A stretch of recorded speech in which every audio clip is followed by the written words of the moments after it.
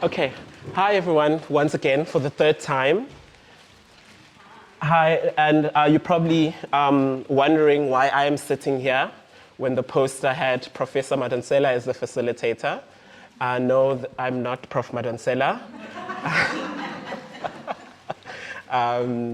But she has kindly asked and trusted me to facilitate this discussion in her absence, unfortunately, due to urgent matters and unforeseen circumstances. She cannot be here today. I also note that Professor Sbusiso Moyo,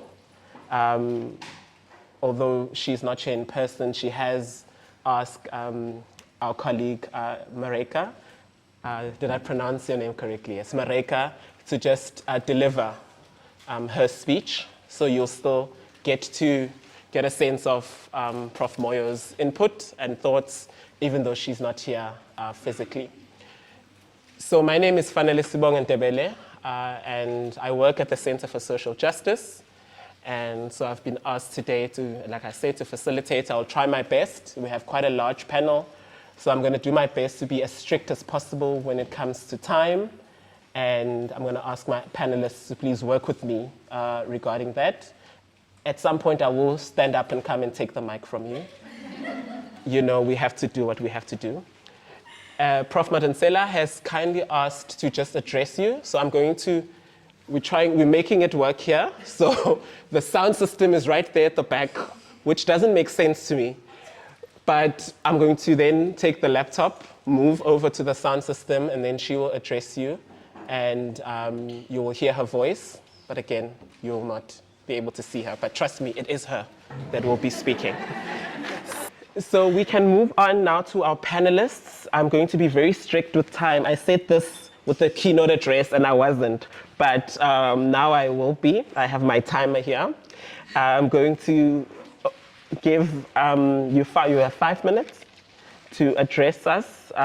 So Renee Hector Kanamea, who is the Deputy Director for the Division of Social Impact. And I won't go further into your bio. I'll just allow you to address us. Thank you so much. Thank you very much. Good afternoon. Thanks, Fanele.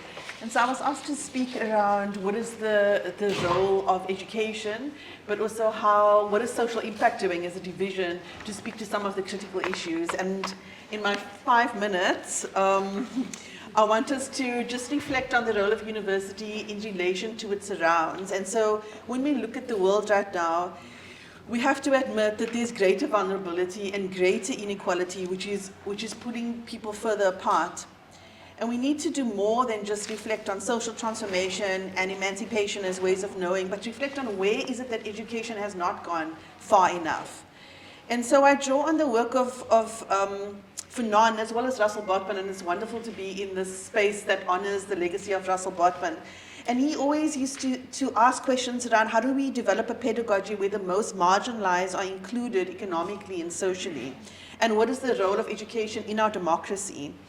And so universities have a social responsibility to use our talents, not just for ourselves, but to the benefit of others that are struggling. And I think it leans more to social entrepreneurship in what our role is. And so the role to rethink the university as a driver for social change, creation of awareness of stark inequalities that exist within our communities, the role of the university to commit to partnership with local communities and a commitment to learning. And so the public university has a role to play in creating a more equal society. Universities nurture the hopes of the future, solving challenges that cross boundaries, unlocking and harnessing new knowledge, in building cultural and political understanding, and in modeling environments that promote dialogue and debate. And so we have to look at how do we restructure our education to meet those needs of the system that actually is designed to serve the greater society. And I draw on the work of Professor Brewer that talks about public value rather than social impact. And he says that we need to look at what is the obligation of the institution to better society. Universities should practice ethical responsibility to the society in which they are located. So first local and then global. It has got a global need as well. A commitment to justice, equality, and addressing suffering, meeting the need of the human being, not just concerned about preserving image.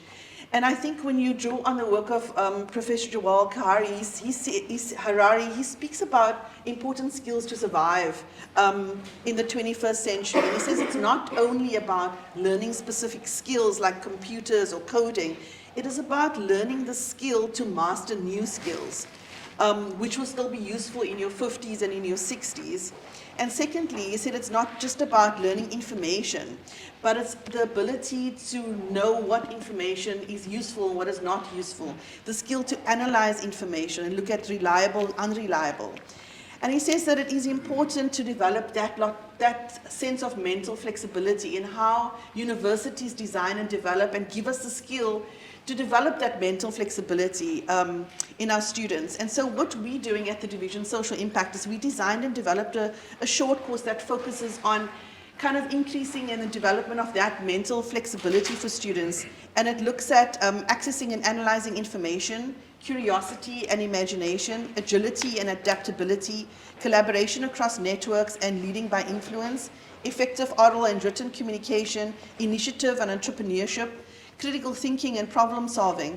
And this is done by a training and placement center located within the division for social impact. And what we've done with the SDGs is we've broken it down into 7 SDGs, and it looked at, and some of the students work in these specific initiatives with projects. We have a fund that is specifically for student-driven social impact initiatives that influences society and community partners. So we have grouped it as in employment and inclusive economic development. We have quite a few projects focusing on that, resources and infrastructure, food security and health. We have 22 projects located in that category, safety, security and good governance, education for all, 18 projects there, environment and sustainability, and social and gender justice.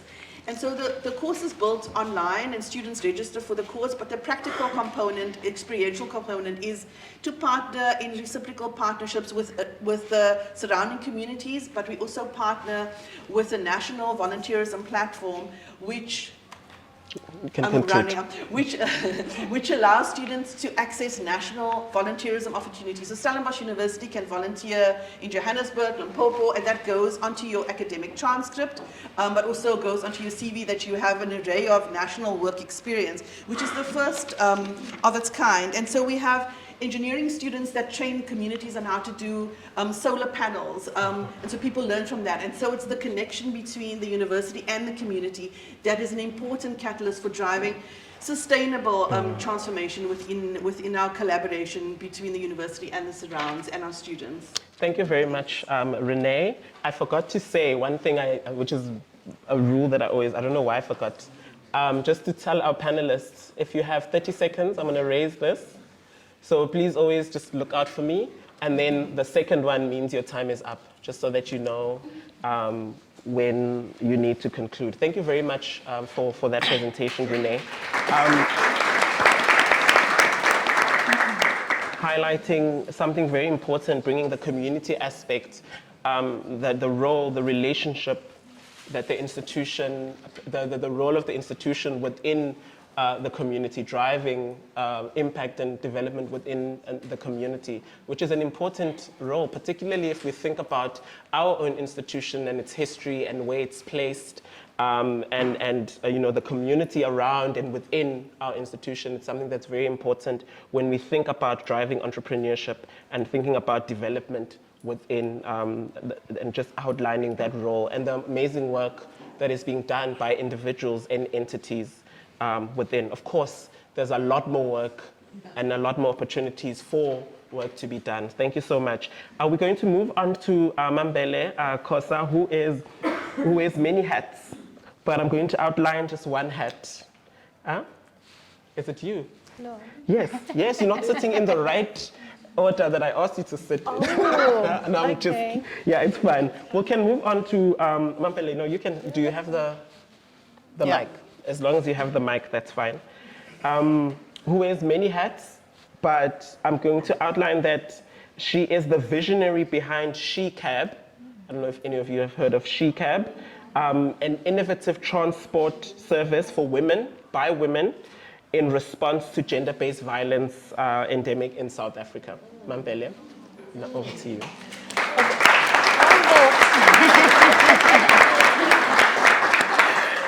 Okay, thank you so much, Fanele, and good afternoon, everyone. I should say, firstly, thank you to the Social Justice Cafe team for organizing this and, of course, having me as a panelist. It's definitely an honor to sit amongst my fellow panelists. I think Fanele has already spoken on my behalf because he already explained what I do, which is, in short, a summary of what I was about to say.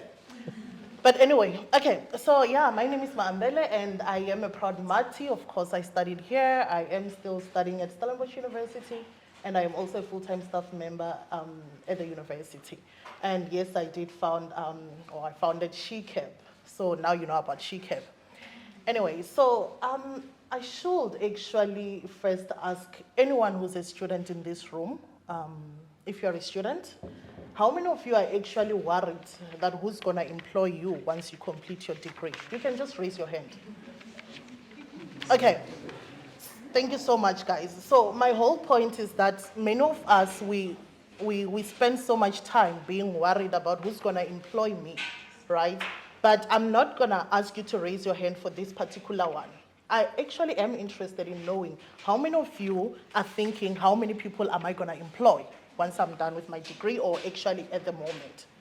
So in short, that is me saying, me and you as students, of course, we should start changing or shifting our mindset to say, I actually want to be part of the people who employ others as well.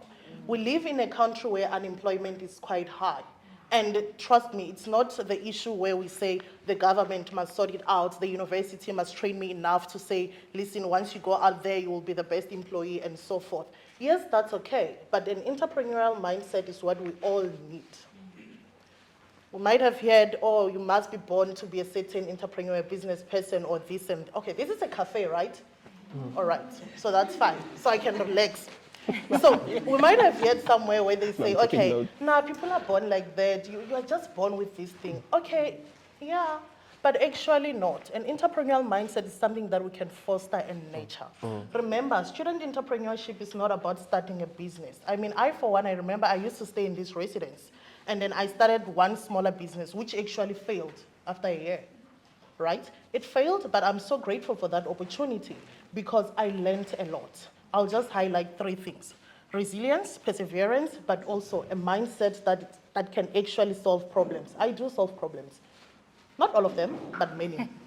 Anyway, so with that said, I want to say that when we as the university, because we are a university community, in whatever that we do as a student, if they say, okay, there's the launch lab that they already mentioned, what do you do about that information? Do you go out to the launch lab, reach out and find out how can they help you?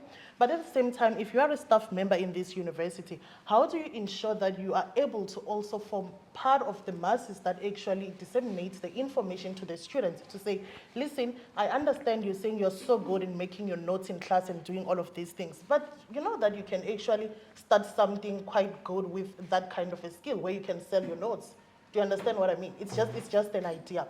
At the same time, we should also consider the fact that student entrepreneurship is actually a pivotal vehicle, I should say, to reach most of the economic opportunities, but at the same time, to actually reduce inequality. In what way? Student entrepreneurs are able to create jobs. I'm so glad that I'm sitting amongst people that I know. I'll give an example. Every time I see Hank at an event, taking photos, taking videos, but working with other people, I feel so proud. Do you know why? Because I know that Hank has also provided employment for other people. That's a practical example. And then there's Mhlengi just next to me. I walk down, go to Co-Create Hub. Oh, okay, there's coffee here. I grab coffee. Mhlengi is not even there. And if I tell you, I've never sat down with Mhlengi or met Mhlengi anywhere, but I know that the Coffee down at Co-Create Hub, it's his. He has never been there. I've been there more than 9 times. But there's always someone. No, here's my point. Okay, 30 seconds left, but there's always someone there. That shows that he has created employment for other people, right? Then I'll talk about inclusivity in the next 15 seconds. With student entrepreneurship as a vehicle in the university, we are able to actually enable any student, regardless of where they come from. I mean, I come from the rural villages of Limpopo, and I should say that Innovus and Launch Lab did help me through their boot camps and whatever it is. So that kind of the resources that we have in the universities are definitely so good. Is my time still up? All right. You have 10 But anyway, seconds, guys, the last thing, we should also make sure that we do measure the impact of student entrepreneurship initiatives. There's a lot of things that students are doing. How do we actually ensure that once they leave the university, we follow up to say, you are our alumni, you've done this and that. How can you come back and mentor our current students? Thank you very much. Thank you.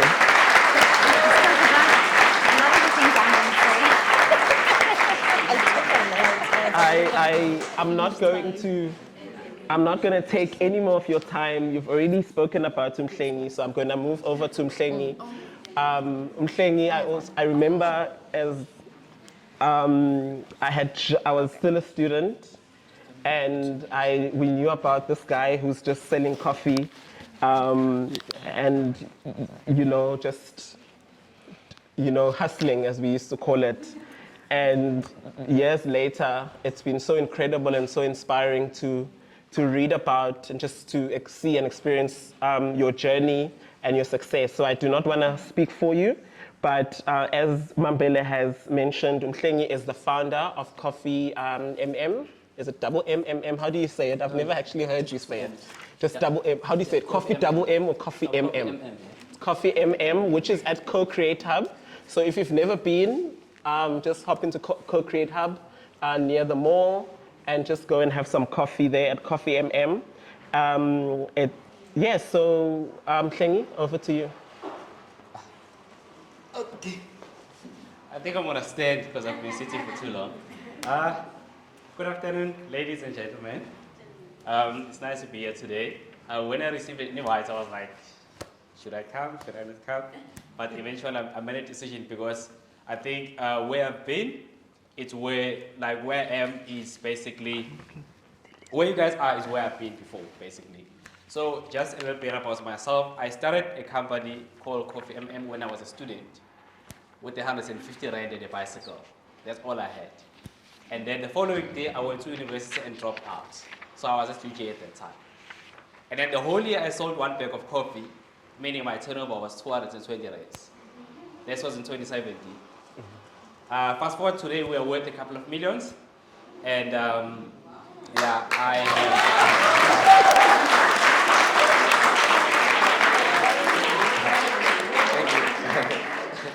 Okay, guys, I appreciate the clapping, but also remember, so I went further to start another company that actually provides accommodation mainly for students. So I've got a real estate portfolio that's also worth a couple of millions, and then I also have a tech company. So, what I want to say is that, what I learned in my journey. So, the reason why I actually agreed to be here today is because I could see myself in people that are actually students here today. And one of the things, when I was actually a student, one of the places where I stayed when COVID-19 started actually was here. I stayed here in the storeroom illegally because I was not a student, because I had nowhere to go. Sure. And then in 2021, I had lost everything, and then I drove from Joburg back to here, and then with the 2,000 rands, I was sleeping in my car in a parking lot in an engineering building. Sure. So basically, humble beginnings, but what I know about everyone who's here today, you can start with what you have to be anywhere where you want to be, guaranteed. So, it's easy for us to actually look at our circumstances and be like, I don't think I've got enough, I don't think I've got enough knowledge, or I don't think I've got enough money, I haven't saved enough. Trust me, with what we have, you can go very far. I'm a Christian. There's a scripture in the Bible that talks about Gideon when he was sent to actually go and fight on behalf of the Israelites. And then God said that go with what the strength that you have is enough. So that is something that I realized that when you are creating something that creates value, automatically you will have what you need to have for you to make a difference. And I think what I have then learned is that one of the ways that you can create a business as a student is to basically look at what your fellow students need. And one of the things that I used to do when I was a student, I used to help a lot of students with accommodation in Addersville. I stayed in Addersville. So I would knock in people's houses and like, do you have a room that I can rent out? A friend of mine needs a room and what have you. Then years later, I started a real estate company that does exactly that. And then I came and bought some of the properties that I actually used to go there. So you know, but since I saw that there was a need and I could relate because at some point I didn't have accommodation, so I was like, you know what? I think there is a need here. So one of the things that my colleague spoke about is the entrepreneurship mindset. You have to be able to think about how to actually create solutions for the problems that I see around me. And talking about the sustainable development goals, one of the most important ones, in my view, is education. Because you can bridge inequality with education. You know, you can provide renewable energy, you can end hunger and whatever. You can, once the sustainable development goal of access to quality education is covered, all the other ones would actually fall into place. So I just want to tell everyone here, with what you have, start with what you have, and trust me, you can get anywhere where you want to go.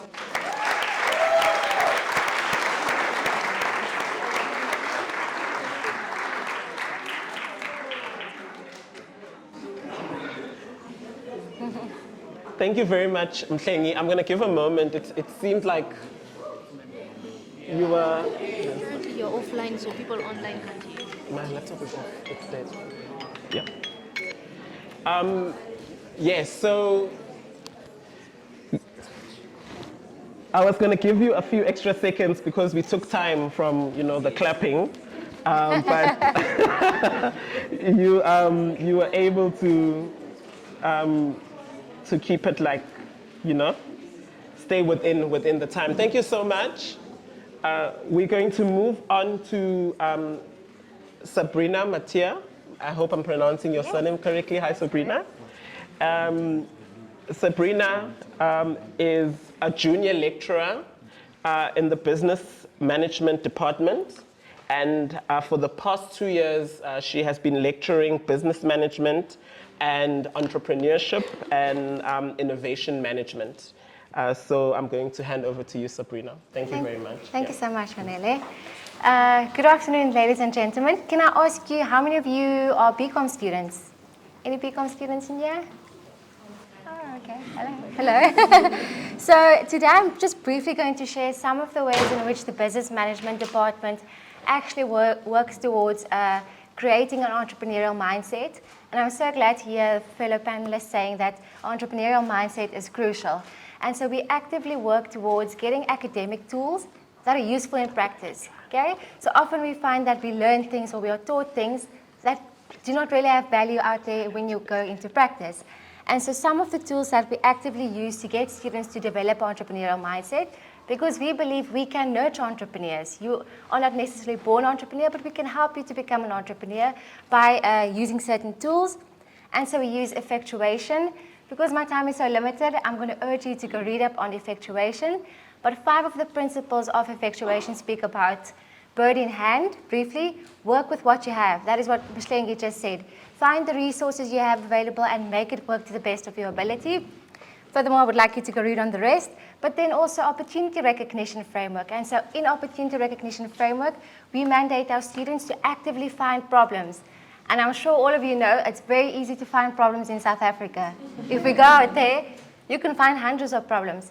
But what we tell our students, now you've found problems, go find solutions, okay? So find viable and feasible solutions to the problems, whether it's in res, whether it's in your classroom, whether it's on campus.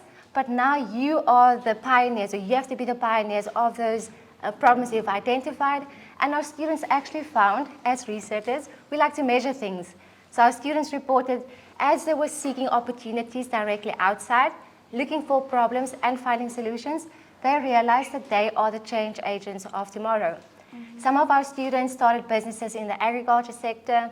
We have students that rent out their notes, rent out clothes, students that do baking. So students realize that there are potential opportunities that they can turn into viable businesses.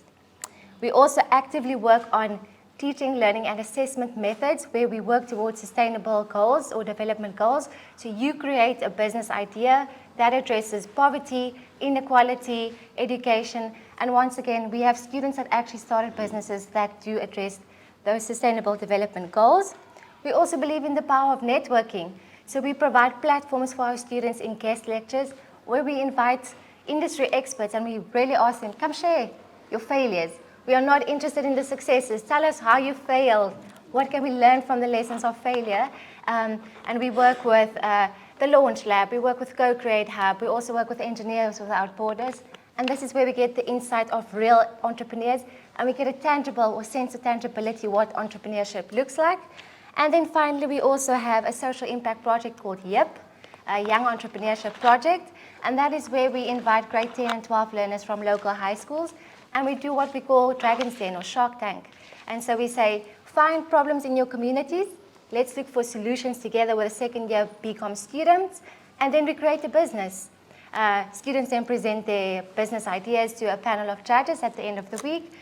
We choose one winner, give them seed capital, and we actually help them to launch this business into fruition. We actually also have really good successes to tell from the YIP project. Makapula, a group of girls, started their own vegetable garden at school, and in that way they are addressing one of the SDG goals, poverty, hunger. They also have a sustainable income for their school. Lukov last year won. They identified the problem of load shedding, and so they created glass jars with lightning in, which you will charge with a solar or with the sun. And so those are some of the ideas that are identified by students and learners and actually create businesses and address the SDG goals. So I would like to invite you all, consider taking entrepreneurship in second year. You'll get to meet us all. Go to the Launch Lab, go to Co-Create Hub. Please join our YIP Young Entrepreneurship Project. Let's connect and change the world.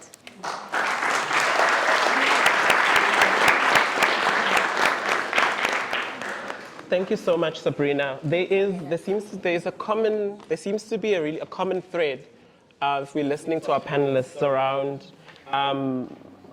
that in most instances it begins with identifying a problem. And it was expressed here that we are not short of problems in our country and the world. And then just understanding, looking at the problem and starting to think about opportunities to generate and find solutions. And then we touch on what are some of the institutional or external interventions that are available for anyone who has identified a problem and wants to formulate an action step or a solution to that problem. So it's about looking at what speaks to you and being able to formulate solutions for that and identifying role players that you can work with.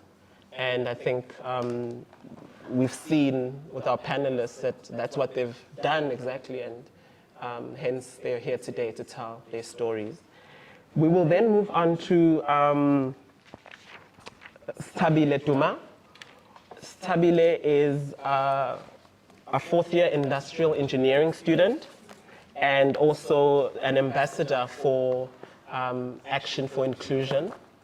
So I'm going to hand over to you, Tabile. Your 5 minutes begins now. Hi, everyone. So I just want to first start off with the question that how many of us here growing up were asked the question, what do you want to do when you grow up? Right?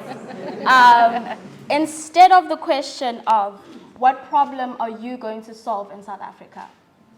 So my main thing today is to address how do we get students to become employers, not employees. Immediately we are exposed to a rigid mindset. The fact that, okay, when I finish here, I'm going to go and work for this and this company. I want to become a doctor, or what's good to become a doctor. But I mean, immediately we are taught like this rigid mindset. And I think what is important is for us to see how we can become entrepreneurs from being students. So what are like practical ways in which that we can do this? We can get the university and also us to have like more case studies and workshops where we are presented with a company background, a church background, a community background, and reading that case study, then for yourself identify a problem that you see, a gap that you see, and then from that point, see how you can monetize it. So firstly, just in human instinct, you're going to think, okay, how can I make money for myself? Then after that, when you've done that goal, then afterwards you're going to think about how can you then help your community thereafter. And I think the other thing with us as students is that not a lot of us see ourselves as entrepreneurs or employees. The other day I was having a conversation with my friend Fifi, and she asked us around the table that which is your dream company? And for me that was quite odd to ask that question, because I've never thought of it that way. Like, so you sit and you study and you think, when I'm finished here, the dream company that I want to work for is Mercedes. And so from that conversation, what I thought to myself is, no, the dream company that I want to work for is one that I own, is one that I then use to then be able to assist the community around me. And so that's when the whole concept of social entrepreneurship also comes in, is that when you pitch to an investor and say, hey, can you please give me, I don't know, 100,000 to go and help this community? Most of them are going to say no. So you need to find a way to then think of how can I create a social enterprise, for example, a vegetable garden, where yes, we are as a community growing our own vegetables, we are selling them, but also this is helping the community. The profits are going back into assisting the community, into assisting the schools and the other parts of the members of the community, to help them to think more entrepreneurially. And so yeah, the other thing that I wanted to speak about is that we need more interaction with such entrepreneurs, more networking opportunities. Because I think for us, or well, for me specifically, it just seems like such a far away thing. Like, oh, actually, I can own my own company that's worth millions. So when you're with someone that looks like you, that is from your same background, you actually realize that actually, hey, this is quite possible. Because we see it as the Crystal Visa and the other big shots, and they seem so far away from us that we don't see ourselves being in those positions. So I think having networking opportunities such as these, and for us to have spaces such as that in our university, will also help us cultivate and turn students into entrepreneurs, and to help us to think more creatively in solving our problems. Thank you.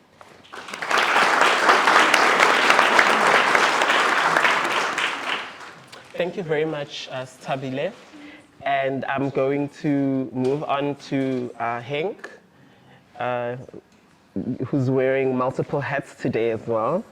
I think, Henk, I'm reading your bio here, and so Henk graduated actually with a BCom law and an LLB degree. We studied together, went through the trenches of law together. And I'm going to read this because, Henk, I don't think anyone can better articulate what you've said here. Upon completing his studies, Henk made the bold choice to pivot from law, harnessing the momentum of his flourishing venture. Today, he channels his passion and expertise into creating impactful media solutions, but he also envisions a future foray into event coordination. So I had to read that because I could not have I can't articulate this in a better way. So Henk, over to you. Thank you so much, Fanele. Thank you so much for the opportunity. And wow, this is such an esteemed panel. So many of you I've worked with in the past. And guys, I just wanted to say, there's just such a coherent flow of ideas and mindfulness of this whole panel. Because every time somebody mentions something, I'm like, that is in here. So right off the bat, I wanted to prove, ever since I can remember, that I want to make a success out of my life without a degree. And I want to even top that and say, with a coffee, what he said, what he made with a bicycle and how many, 150 Rand. I wanted to say, you can make a success out of your life without a degree and without capital. Now, let me give you just a quick glimpse on my situation. I'll run it quite quickly through. So, after high school, I couldn't afford to come and study, but I had enough momentum from my venture in high school, where I started already taking photos, to build up enough money to save me a few months in university. Came here and I had my tongue rolling, because I thought if I could only do one house dance or one dance, a huis dance or a huisfonds dance in, let's say, 2 months, I'll be happy. Later, it snowballed where I got to do 19 house dances in 1 month. And I literally began with nothing. So after years later, I finished with my degrees, and I paid for my tuition by doing what I love, my creativity, passion. And this is exactly, I am here today to inspire you guys that you literally can be a product where you don't need capital, right? You need the bare minimum, and you don't need education in the terms of tertiary education. I'm not saying don't study, God. I guess that also has a few plus points across the board. Right, guys, but we are here to talk about the SDGs. And when you think of, this is what they also did, the problem. What is the problem? We identify the problem, exactly what I thought the coherent feeling is, all right? We identify the problem as these many SDGs. But if you go and have a look, our unemployment is extremely high. And what is the cornerstone of just circumventing that? We cannot alleviate that, because in 2019, Professor Madonsela hosted a social justice summit at Rosendal. And her theme was to alleviate poverty, just correct me if I'm wrong, by 2030, if I'm correct. Right? That's a great vision. And that is where she turned to the civil society, because that's the only way that we will see fit and will be able to do something in our community and in South Africa, because the government is not reaching far enough, and we need to fill in that gap in the civil society. So I want to inspire you that where you sit, I'm going to give you an example of what I did, not only in my media career, but I decided I want to make money selling a product. And this is where the caveat is. I'm going to tell you guys, you don't need to reinvent the wheel. You don't need to figure out a product that does not exist. No. I'm going to give you guys a loophole that I did. So I decided on a product. I was searching Amazon and Alibaba, and I was second year, third year, and I decided to import disco lights. You screw it into your disco fitting, into your light fitting, and that rotates. And I could import as little as 100. Cost me 18 Rand per unit, and I still have a few left actually. I then decided to import 1,000 later on and just wholesale it here. And you'll get it at all these China shops, all these like aftermarket shops. You can just buy it now, but that time it wasn't there. I sold 1,000, just over 1,000, got enough money, bought new equipment, started my multimedia venture, and now today we are at videos, photos, etc. So what I'm saying is, don't reinvent the wheel. Don't invent a product that is not there. Chances are you won't be able to do that because there's already so many people and so many interesting individuals out there. What you do is you take a product and you better it. You take your service and you be better at it than the next individual. For instance, let me just give an example. Mambele, she has SheCab, for instance. I mean, Uber already exists, but she tapped into a market that doesn't exist, right? And lastly, there's SU Sneaker Cleaning, another guy that also is a big entrepreneur. He started cleaning sneakers, and today he has a venture that he can follow. And last, Vanille, I know, there's Loxian Mobile Library in Khayelitsha. These people are driving on their bicycles, and they're giving books to unfortunate children that doesn't have books to read in Khayelitsha. And that is also being picked up by businesses around. So network and just use your opportunity. Be efficient, Really efficient. Answer your emails, answer your phone calls, and network. That is the advice I give to you. Thank you. Thank you. Thank you very much, Henk. When you said my name, I thought you were going to also mention what, Fanele is doing this. But you didn't give me enough I was time. going to ask, what is Fanele doing? So thank you so much for just outlining your journey and just giving those, useful tips. I could see the pens came out, and, people just taking very useful advice from Henk. Then, lastly, we're going to move on to Mbuso Wabantu Madonsela, who is from the Tuma Foundation. And Mbuso will just address us, particularly looking at the work that is being done by the foundation in terms of entrepreneurship and enterprising communities. Going last really, really sucks. Like, guys, wow. But I guess I'll use everything you guys said to summarize. So I'm Mbuso Wabantu Madonsela. I'm the managing trustee of the Tuli Madonsela Foundation. Evidence that nepotism does exist. It's sitting right here. So at the foundation, I wrote a program called Enterprising Communities. We believe for democracy to work, communities need to work. And so what we did with these communities, we say, how do you know if a community is working? So, well, the United Nations has told us how. The Sustainable Development Goals. If you've got all 17 Sustainable Development Goals working in your community, then the community is working. So like Action for Inclusion, we have ambassadors at the foundation. And one of the prerequisites to be an ambassador for the foundations, I said to everyone, I need you to give me one project that you're doing in your community to achieve a single Sustainable Development Goal. So my story, I'm going to give you 3 stories. I had some overachievers. Each of them found a project that does at least 3 of the Sustainable Development Goals. The one is Tendai. He lives in a township in Gauteng. And near where he lives, the whole place kept on smelling like urine, and he thought it was unsanitary, and it was a problem. And so he got some idea to develop these urinals, which convert the urine into ammonia, and then he sells the ammonia. So now he's got a business going, but he's also getting rid of the problem in the community. So that's Tendai. The second one is Nomsa. Now, she had started her project before she came in. She started a project in Gauteng called Funkiram Walking. And her issue was that the Soweto economy is huge.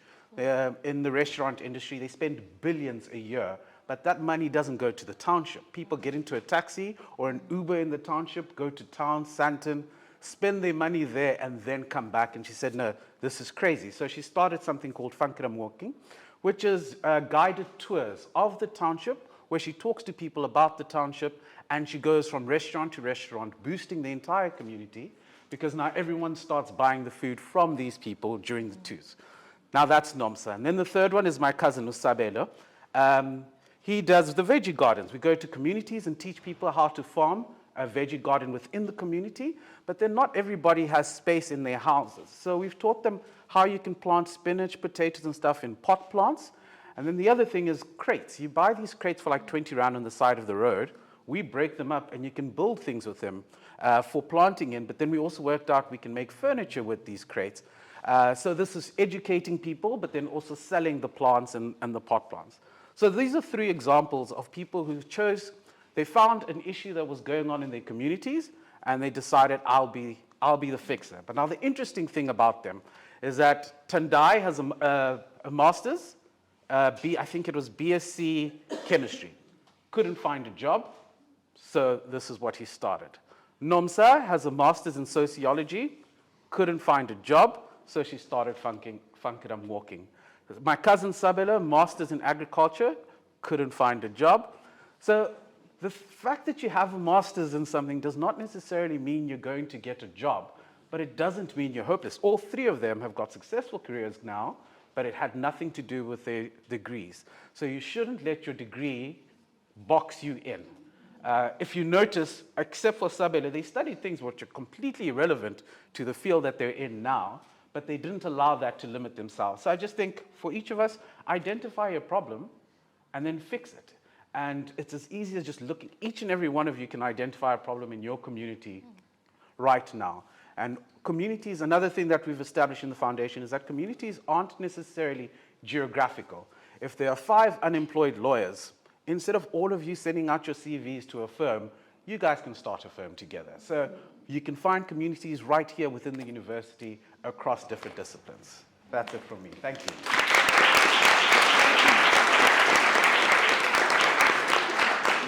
Thank you so much, Buso Abantu. I'm going to open up for questions or any comments. We do not have a lot of time, so I'm going to ask that you keep your question concise and direct it to a particular panelist. Are there any questions? Please raise your hand. I see a hand. I see a hand. I see a hand. Okay, I'm going to take 3 questions.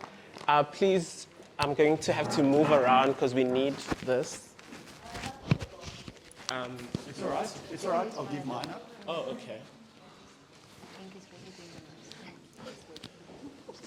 All right. Okay. Hi. Mambele is the first time I'm seeing you live. Hi. I know if you. So I think I'm going to be the Debbie Downer from this conversation because I feel like the conversation might have taken a rather individualistic route, whereas the problems that we have are rather systemic. And so what I'm saying is, you know, I have so much respect for like all the entrepreneurs, and as a social entrepreneur myself, I know the sacrifices that come into starting a business and maintaining it when the funding is low and things like that. But the world in which it's normal for entrepreneurs to suffer is not the world that we want to be maintaining. So my question is, how can we change those systems? Because not everyone will be able to make all kinds of sacrifices. Some people have health issues, some people are caretakers. So how do we change the world that constructs this suffering so that the people who want to make the change are actually enabled to do so? Okay, Renee, do you think you can take up that question? I'm going to take the 2 questions, but then you can answer. All right.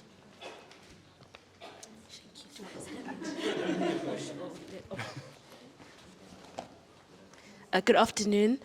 Firstly, thank you so much to the panelists. I thoroughly enjoyed it. I'll be concise. My question is regarding networking. Almost all of you touched on this. So my question is, how on a practical level, as practically as possible, how do you tap into those networks and how do you build relationships with people that have helped you to get where you are today? Yeah. Okay, thank you. Mampele, I'll direct that question to you. Oh, okay. Oh, I'm going to ask Mhleng. Sorry? No, the first one is for Renee. The second one about networking, I'm going to ask you to. All right.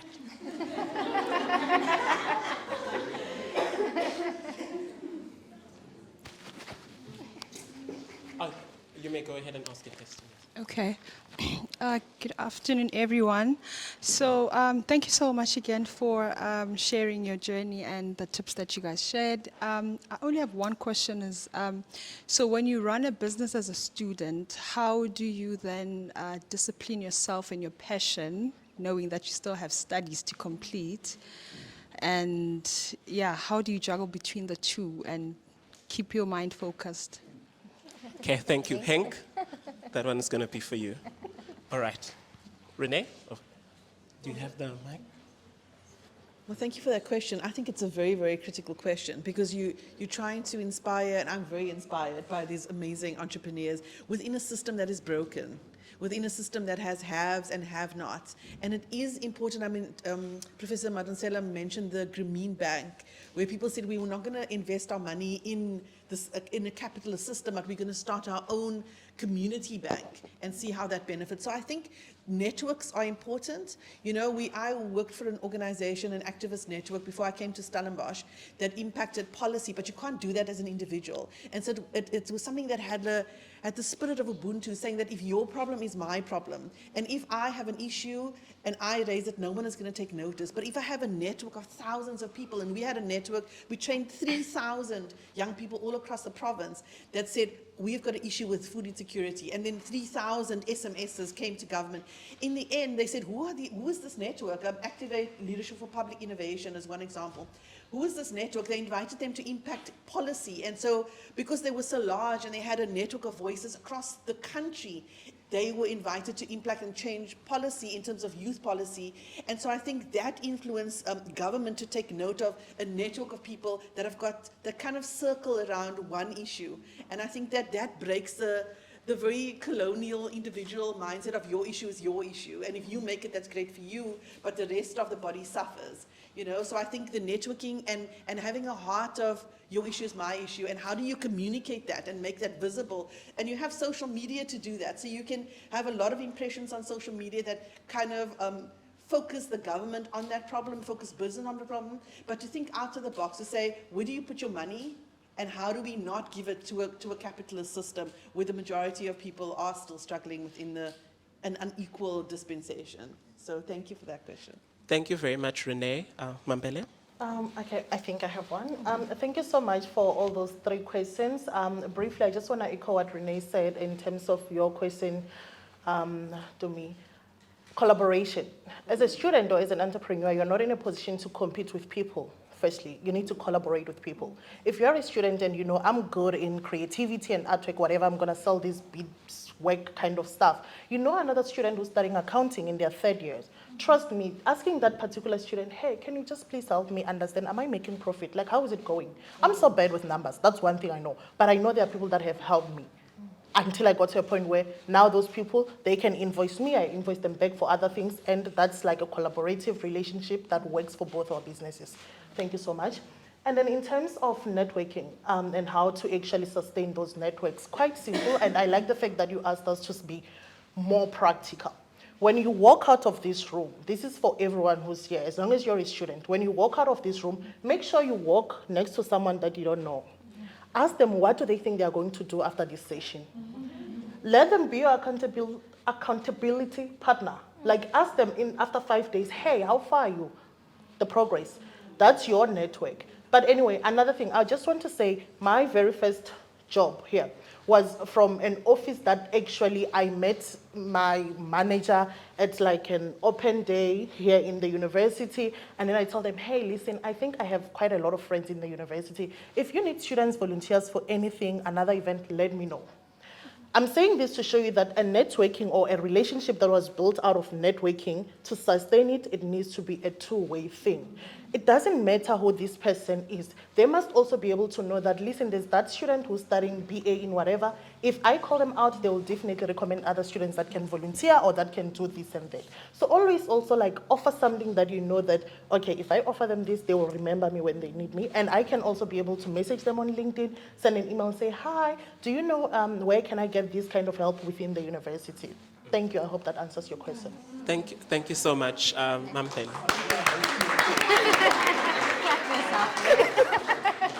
No, I'm just going to ask that we respond to that question. Then I'm going to open up another round, and then I'm going to give an opportunity for you to speak. Now, just repeating the question about how do you manage your time between your passion or your side business and then your studies. Now, that I would call a very stout question. That's a very naughty question because I was asked that by all my clients while studying at the university. And I guess there is only one way to answer it, right? You have to equate your marginal benefit. What is going to be the most important? Is your studies going to be most important, or you're running a huge business? And then you have to evaluate what is more important. I'll tell you, I did a few years extra, so you can probably tell what was more important for myself. If you're a person that can burn the midnight oil, and you don't mind working yourself to a pulp, then I'd say do everything 100%. But if you're like me and you do have interest in law, but you rather would do your creativity, you'd rather skip a few classes and tell your clients that you will be at the gig, I would say, so I'm not gonna smooth and sugarcoat it for you. You have to decide, or you have to be really efficient at both. There's no easy way. Thank you so much. Okay, we are almost out of time, so I'm just going to ask for your grace to just run over by a few minutes. I do know that some of you may have to leave for class and other commitments. We completely understand. But I'm going to open up another round of questions. I saw another hand at the back. Yes? Yes, and then one last one. Pardon? No, I want to add to the question that Dumi asked. Okay, I'm going to give you a chance. Okay. Let's find a third hand. Mano, okay. Star? Star, you can provide a response and then we can ask questions, yeah. Hi. So my idea with that is that you basically spoke about you're trying to change the environments of that entrepreneurs usually suffer, right? So you know this, the next entrepreneur knows this, and a bunch of you know this, right? So just as Wantu said earlier on, if there's 5 lawyers that can't get admitted into a firm, then why not create your own firm? So why not you then look into, like, to your peers, to other fellow entrepreneurs and say, hey, have you also experienced this? Yeah, I have. And then come together. And just like the 500 startups, I don't know if you guys know that company, but they helped Facebook be where it is today. So you guys almost maybe create a fund or a support network for other students or other businesses coming up. Because the whole point of this is because of the background that most of us come in, is that as you lift, you should rise. As you rise, you should lift others up as well. So for you guys to come together and maybe have like a little fund where you can support other businesses and also mentor other people who are going through like a similar phase in their business. Thank you. Okay, thank you. Oh. Thank you. I just wanted to. Thank you. I just wanted to add a comment on what he said concerning the idea of juggling between you're a student and you want to do something. In the worst case scenario, I've observed that many students drop out because of passion. And it has been a trap for many. Not everyone is meant to drop out. Please take note. Not everyone is meant to drop out. Some of you might have to walk on 2 legs. Some of you need 3, stuff like that. But don't let passion make you jump out of the plane without a parachute. Some people actually know they have a parachute. Thank you. That's very good. Short and sweet. I love it. Thank you so much for that comment. Yes.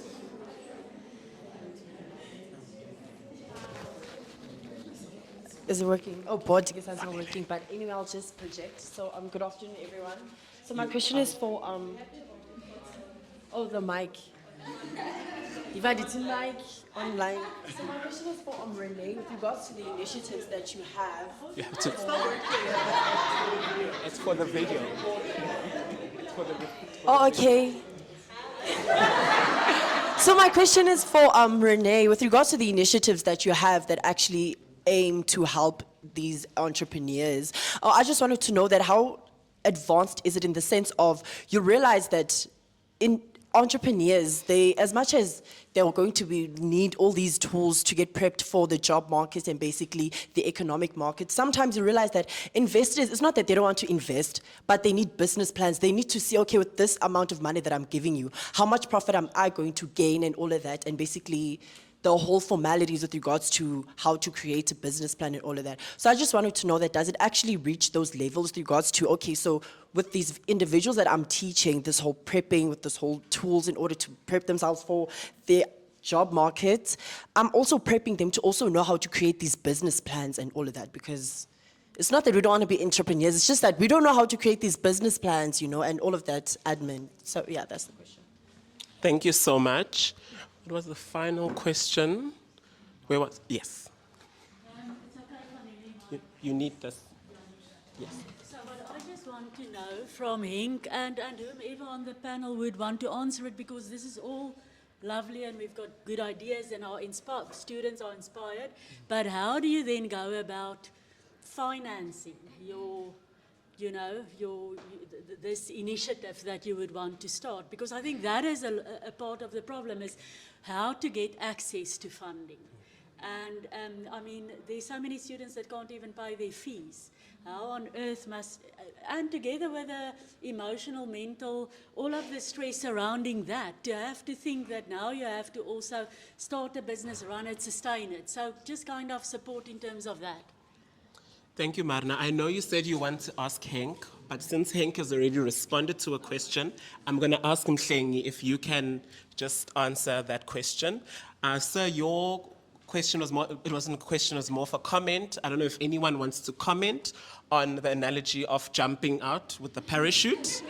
Would you like to comment on that? Perfect. Renee? So quickly, our work is on how do you respond to the SDGs. It's not only entrepreneurship. And so we journey with students. We started with 45 and we have 300 students on the program, and they train other students within the residence space, the social impact house committee members. And so we journey the whole year with students with their partner organizations. So if they partner with schools or other NGOs, we do the business plans. How do you do that? And we have a pot of money for students to want to do something. So if they want to do the solar panels and they want to partner and collaborate with communities, we have funds for student-driven social impact initiatives, and we help with the proposals. We have a panel that reviews it, and it's a year-long partnership. So we don't do like short little interventions, and it has to benefit society. So it has to benefit and solve a problem that they have in the larger community, and that is one of the big criteria for funding such initiatives from students. Thank you so much, Renee. Can I add something to Of that? course. Oh, I have one. So I'm not sure which faculty you're from. Which faculty you're from? The Arts and Social Science. So I would like to invite you. I'm not a representative of the Launch Lab, but I would like to invite you to the Launch Lab because they specifically work with our Stellenbosch University students, and they try to foster student entrepreneurship amongst us. And I know from my master's thesis or my study, I look at business incubators and are they working and do people know about them? And this is just evident that our students don't know about these facilities and these places. And so in short, visit the Launch Lab, you take your business proposal, your business idea, they'll put it or help you to put it on a piece of paper to draft that business plan, and they'll help you along the way. So Launch Lab, Innovate for free, no strings attached. You can go to them. Just the one line on exactly what you said. Ooh, yep. Okay. Guys, I also wanted to mention the Launch Lab, stunning, but also do yourself a favor and go and have a look at Marty's Connect. It's by the alumni office, right? We had a lot of innovation with Marty's Connect platform. Go and have a look. There's a lot of opportunities for you guys, a lot of networking, mentorship, especially women empowerment.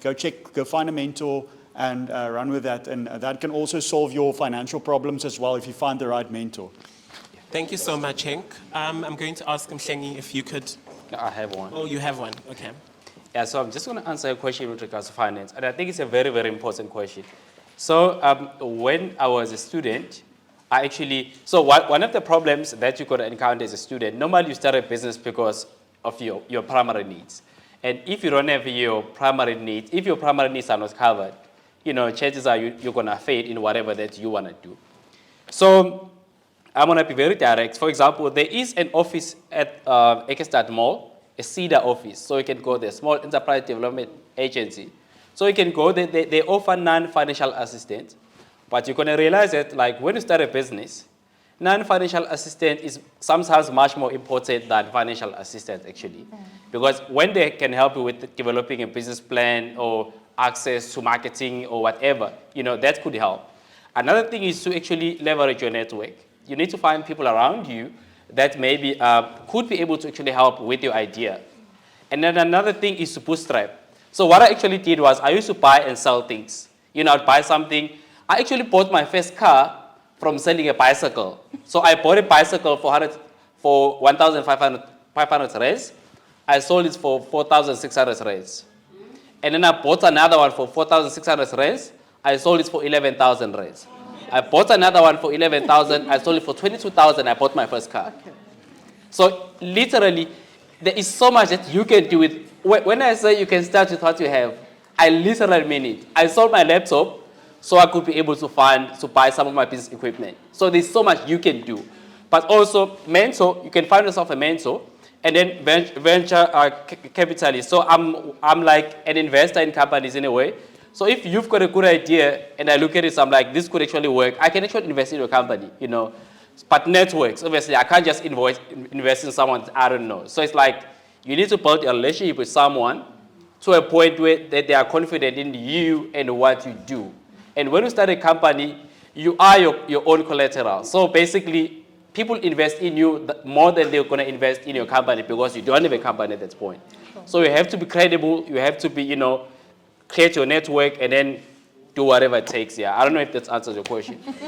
Thank you. Thank you so much, Msengi. Do you still want to? Yes.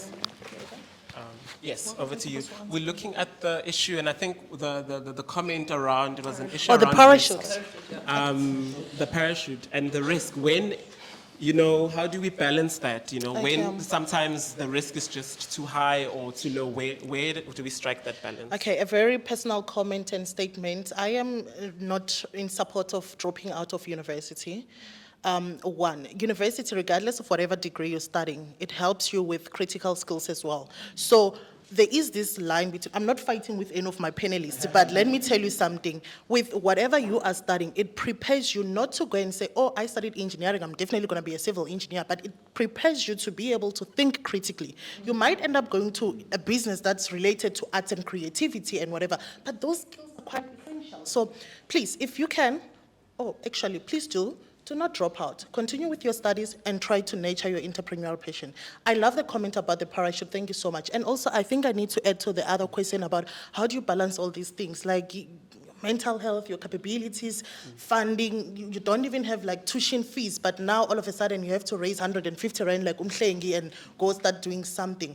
I want to say entrepreneurship is something, and I believe that in what you teach in class, there's also an element of resilience, okay? Nothing is easy.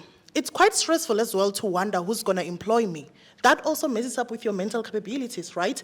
But the same thing when it comes to entrepreneurship and trying to save that 40 bucks or that 20 bucks to do something. The one business that I started when I was staying here, which failed, like dismally failed, deregistered on CIPC and whatever, it's a business that I founded. And okay, before I get there, I'm someone who's very much against an entrepreneur that starts and say, I need funding, I need funding. I'm always like, a business, when you start it, it needs to start funding you. I don't know if you understand what I mean. By saying so, when I started that business, it was like gift delivery service all over campus. It became famous. One thing for sure, I'm good with marketing. I know.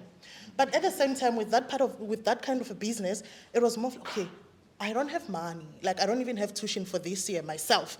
Home is Limpopo. I can't even go home during holidays. I don't have that money. What am I going to do? Cool. I have Wi-Fi on campus. I can post a status on my WhatsApp and say, hey, guys, I deliver gifts for free. You just WhatsApp me, tell me what you want, where it should be delivered, you make payments, I'll go prepare it for you. I had no stock. One person said, Michelle, your colleague Boykuzo, she said, hey Ambi, it's Magdal's birthday. Can you please just like deliver flowers to her? I'm like, okay, Google, check us, flowers, 120. Okay, Michelle, that's 250. Do you get it? I've made my profit. I walk down to AK Stad Mall, I buy flowers, I put a note, I go and deliver. That profit now, the next minute someone says, I need this. That's basically how it starts. You understand? I didn't have money. I had free Wi-Fi on campus. By saying so, I'm saying whatever resources that you have access to, make use of it. Thank you. Thank you so much. Thank you. Thank you so much to everyone, to our panelists. I'm just going to do a final call for one panelist, particularly I'm looking at Star 12. I'm going to prioritize you, or if you have anything you want to say in closing. I'm not going to open up the floor for any questions. Just one on the networking thing. The university constantly has events. So use the internet, find out what events are going on, and then show up. And showing up doesn't mean just being there. Showing up means engaging. So find what events are happening and get there, because the university has got such a rich alumni, you'll bump into Christo Visa there, and all sorts. Rupert comes to events like that as well. So just show up and thoroughly show up. That's it. Thanks. Thank you so much. So my job now is to conclude and just make sure that we thank our panelists accordingly. I just want to take this opportunity to thank each and every one of you for your incredible contributions. And it's just been, I can tell from, the reactions in the room that you left some valuable information with us today. And I'm hoping that you will all take the lessons that they have shared and their life experience and see how you can utilize that and leverage off that to just within your own environment, whichever ideas that you may have, whichever problems that you have identified. But what is very important, and I think it really was a common thread in terms of the message, was the importance of identifying the role players that you can build a relationship with, and the importance of networking. I can personally say I also some of the opportunities that I received, I'm not an entrepreneurial type of person, but some of the opportunities that I received and opportunities to have an impact came from environments that, I put myself in that I was not necessarily a part of on a daily basis. And so I've had opportunities to work in spaces and to utilize opportunities and have however much impact that, I've had the opportunity of having. And so step out, I know in my first year I used to go to every event, science, engineering, I was a law student, I was there. And so I built networks. So now I can tap into any type of space and know that I've built networks there. And that goes a very long way. And trust me that some of the issues that you are concerned about, that you are passionate about, that there are people in your environment, outside of your environment, that are just as concerned and do want to help and will do anything in their power to assist, whether it's through giving off their time, their money, their knowledge, or their expertise in whatever way. So do not feel despondent if you are in a space where there are so many issues that you're seeing around you and so many issues that you want to address, or you have so many ideas and you feel like you do not have an avenue. They have told you today, they have shared some ideas. And so thank you so much. I'm going to ask my colleague, Melissa, if you can help me with just giving a token of our appreciation to our panelists, just as a gift. Unfortunately, we only have gifts for the panelists. My presence is my gift to you. Thank you so much. I'm gonna, yes, and that's it from our side on behalf of the Center for Social Justice and Prof. Thuli Madonsela. I'd like to thank each and every one of you for being here today. We hope it was a fruitful and insightful cafe, and we will see you at our next cafe